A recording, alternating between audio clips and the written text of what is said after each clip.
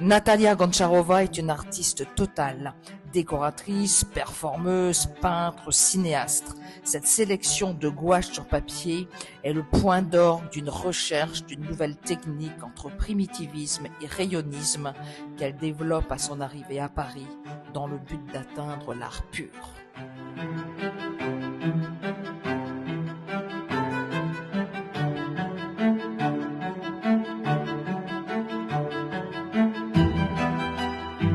Natalia Goncharova naît en Russie en 1881, à 200 km de Moscou. Elle vient faire ses études à l'Académie des Beaux-Arts à Moscou en 1901. Elle suit un double cursus académique entre le sculpteur Trubetskoy et le peintre Korovine. Mais le grand événement dans sa vie, c'est la rencontre avec Larionov en 1904.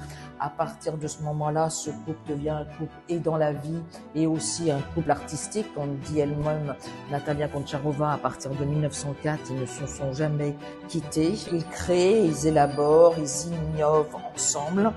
En 1911, ils reçoivent aussi l'influence du mouvement futuriste et ils veulent dépasser ce mouvement. Et en 1912-1913, elle signe avec Larionov le manifeste fondateur du mouvement rayonniste. Et c'est un mouvement qui vise à rendre visibles les vibrations d'un objet, son rayonnement de matière qui prend la forme de rayons colorés.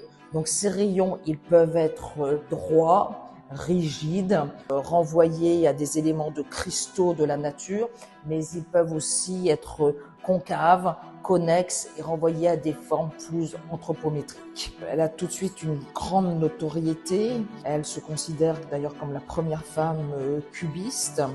Et dès 1913 à Moscou, puis 1914 à Saint-Pétersbourg, elle expose plus de 700 œuvres. Ces expositions suscitent un ensemble de collaborations, dont celle avec Serge Diaghilev, qu'elle développera toute sa vie. Cette collaboration, ce sont des décors, mais avant de pouvoir parler de décors, ce sont des performances qui animent les célèbres saisons russes.